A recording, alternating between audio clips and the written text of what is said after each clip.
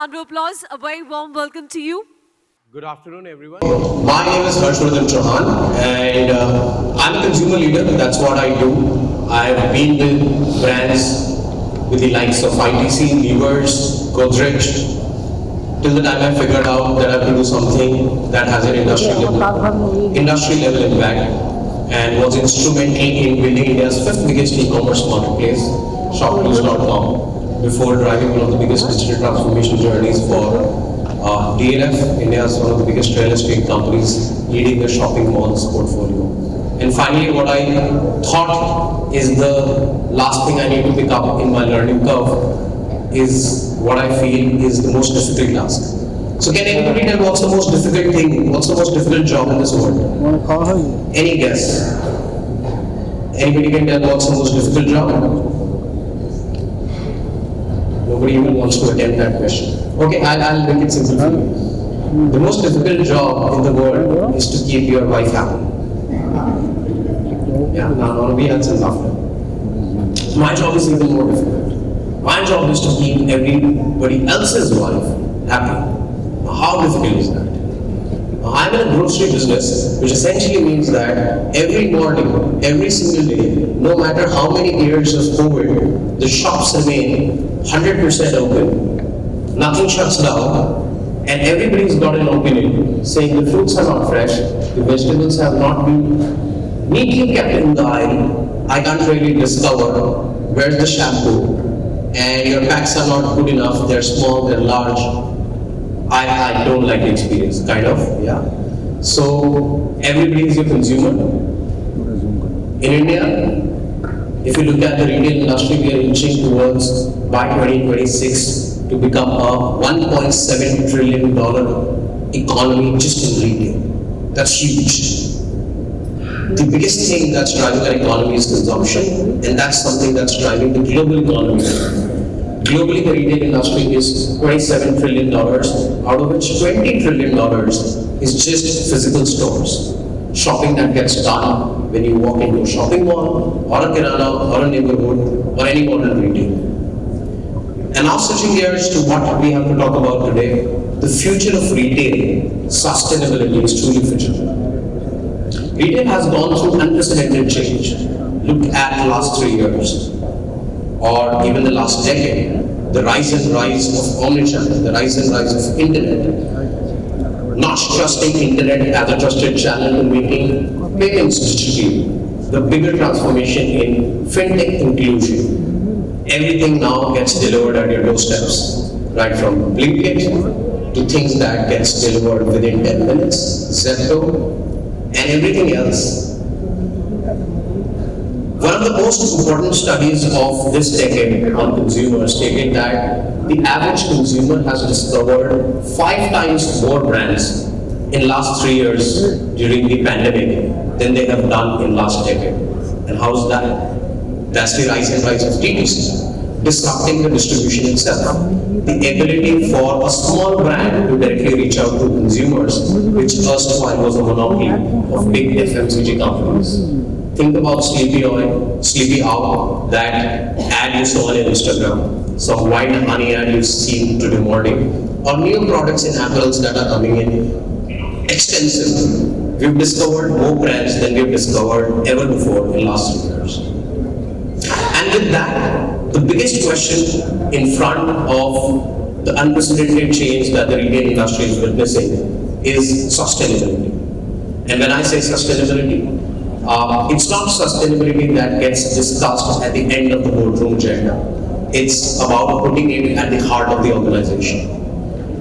As consumption goes up, both conspicuous or conscious, anyways, the core principle is to ensure that we do not work as an organization to run our own companies, to run our own homes, but we run organizations to run and benefit the planet.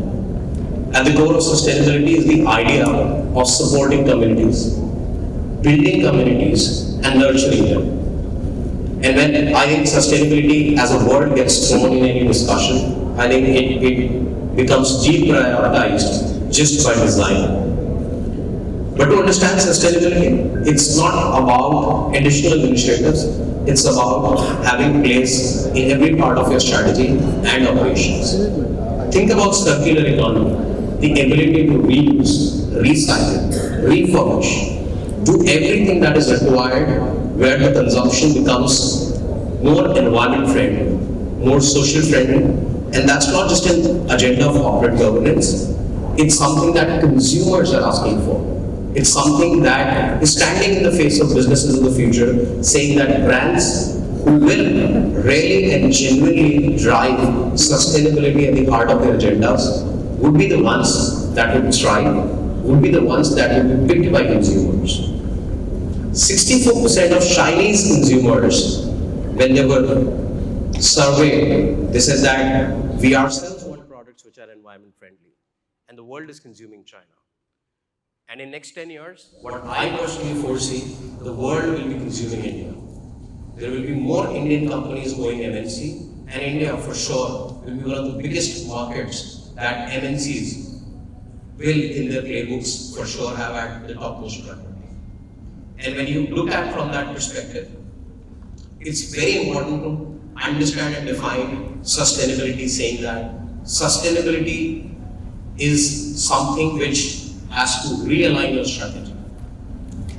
Fortunately or unfortunately, most CEOs I've seen focus most of their times on sales numbers, focus on looking at the P&L day in and day out. Sustainability is not about seeing your P&L in green, but it's about doing everything which is about doing good and doing everything that is green in itself. Look at greenhouse emissions, look at scarcity of resources. Sustainability does not only limit itself to manufacturing practices, it's about retailers who are selling, it's even about consumers who are making a choice. Now when you look at from that perspective, where does Phygital come in? Now Phygital essentially is a portmanteau of two words. It's of course, if you look at the Oxford Dictionary, you will not find this word at all. Besides, Oxford Dictionary is limited, so we need to keep expanding it. Phygital is essentially a portmanteau of physical and digital, and that's the world we are living in. Look at what just happened in the post-lunch session. There was a lunch experience which was in the physical world. The moment a lot of us came in, we're back to our digital experience. The real world of consumers is actually residing at the cusp of physical and digital, and hence sustainability and the future of retail sustainability is truly phygital. Which means that it really does not matter whether you are a brick and mortar store or you are a pure play online store. You could be running a D2C brand. You could be driving one of the biggest quick commerce agendas in the country. Right from where you procure, how do you manage packaging, till the last mile of fulfillment. What is being consumed, what is being put into it in terms of not just resources, but even in terms of what is required and what is not required. All of that comes in the agenda of sustainability. If I have to really simplify it, stop doing it. We have to stop doing everything that we're doing right now. Just stop it for a moment and say, is it right to do? But there is temptation to run companies. There is a temptation to run homes. There is temptation to keep the status quo as it is. And that's the reason sustainability is one of the most deprioritized things. But not everywhere in the world. There are companies who are making products that are truly green and truly sustainable. And they have unit economics and a rate of profitability that are unmatchable. And these are companies which are the most sought after, even from an investor's standpoint. These are companies for which consumers are willing to pay a premium for what they consume. And that's the agenda that essentially pushes the circular economy also. So if I have to put top 3 agendas for the next decade, what would drive the success of future companies, not just in retail, but for that matter, it transgresses across industries and segments. Sustainability is at the top. Second, essentially, is the ability for organizations to behave and become truly phygital, which means that no longer there is flexibility for brands to choose that I'll reside only in the physical world or in the digital world. Consumers are truly omnichannel, and so will have the brands and the organizations happen. That's 2. 3, once you're Phygital, you understand sustainability. I think the biggest values that consumers are looking for the next decade to consume are looking for genuinely authentic, purpose-driven brands. Are you in a business which is just there to make money, or are you there to fulfill a purpose which you've found that makes a larger sense in the scheme of the planet? And those are the things which are not mere philosophies, but they are the things which eventually go on to drive the culture, to make sure your company is something that it is meant to be in the larger schemes. And being purposeful does not only mean having an agenda which is socially fulfilling, having an agenda which is contributing some part of the efforts to communities. But being purpose-driven is saying that there is something that you have as a core value which stands above the profit and loss statement. It stands above the everyday operations. It stands above any challenge that the organization would face very tactically, time and again. And that's the purpose that drives the largest strategic pillar in the long term. So having said that, have I taken 10 minutes or we have more? Yeah? We have more? 2 minutes more. Okay. So I finished it on time, so we can have some questions, but let me do some filler again. I really want to push more on the sustainability agenda, but I think there is something more I wanted to add which would take rather more time, and which essentially is a core pillar which endures sustainability entering the mainstream strategy playbooks, and that's more to do with culture. Now, culture essentially is the driving force, saying that when you look at the mere definition of what an organization is, it's something when people with a common purpose come together to do something that they agree on jointly, right? That what forms an organization. And once you do that, culture comes as an ongoing practice. Now what really is a culture? Within the frame of an organization, it's something of how you interact socially within that small unit. It's about what would drive what kind of decisions you make. Most often than not, those decisions are about profitability. Those decisions are about sustainability. And those decisions are about things that will make you see tomorrow for the business. Even if there are long-term plans being made, they are plans which are rooted in numbers. Right? And that's where we go wrong with sustainability, and hence, one of the biggest keywords in sustainability is saying, what is the kind of culture that is rooted within the basic realm when you start an organization? Does it put sustainability, which is basically saying, would my organization be known about doing good? Would my organization be known about giving back to the planet, giving back to the societies and communities? Or would it just be an organization which will be known and seen in terms of its numbers and their numbers? Large part of private equity investment that is happening, and that has happened, and we've seen one of the biggest write-offs in last 3 years, especially by the top 3-4. And those write-offs essentially have been because the unit economics have not been sustainable. So sustainability is not only about the environment, it's also about the ability to sustain the basic or the core engine of the business itself. And again, that comes and drives from the fact that what initial and fundamental choices we would have taken in massaging the mission for any kind of business. Would that be very short-sighted, or is it something that drives some longer-term agendas that go beyond your own organization to affect communities and societies and maybe in the larger schemes of the planet and environment? Having said that, the last pointer that I want to put forth on sustainability agenda is saying that There are 61 million micro, small and medium enterprises in our country. Right? And most possibly, we would not be knowing the names of not more than 10 of them.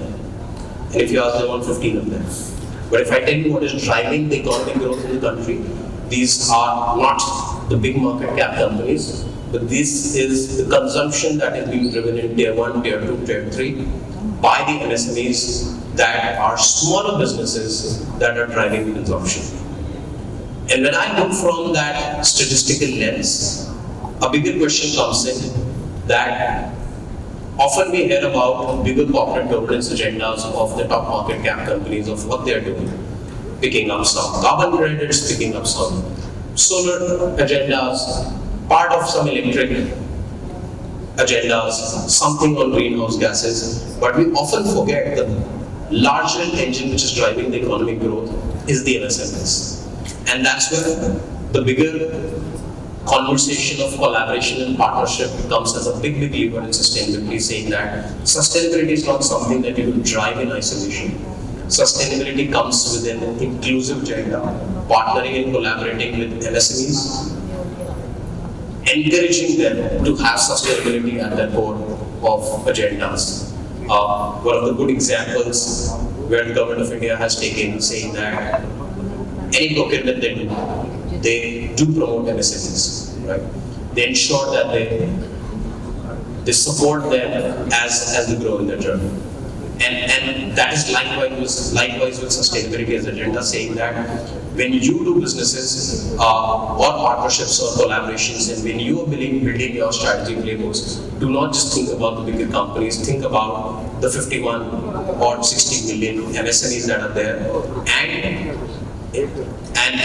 if you could really go ahead and make sure that sustainability is driven within that partnership, which essentially are very basic principles, saying what is that you're procuring, what is that you're buying, and what is its impact on the very neighboring society or community and the larger community.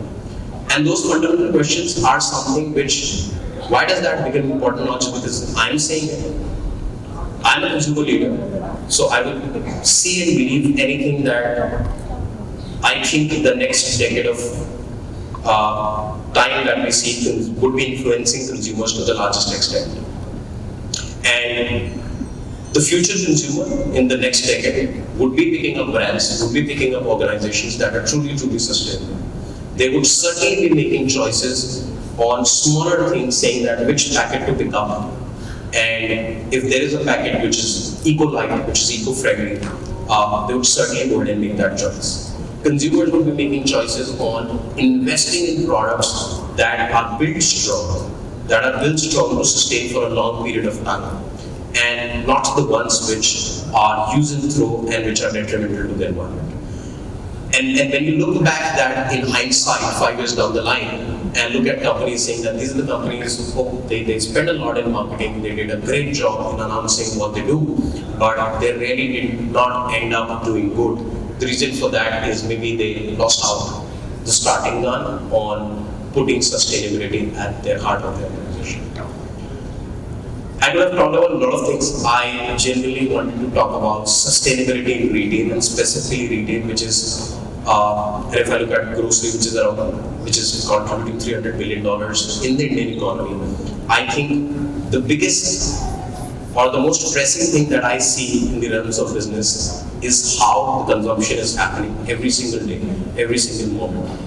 And with what seriousness both the consumers and organizations make rational choices of the kind of consumption they do and the impact it has in the larger scheme of things.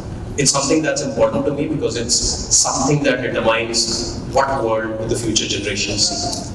The one which is immensely ridden with conspicuous consumption, or the one which is more conscious and more aware and more nurturing, saying that whatever we do today, we are really mindful of what its impact is in future. That's it. Thank you very much. I'm really glad to be here. Thank you.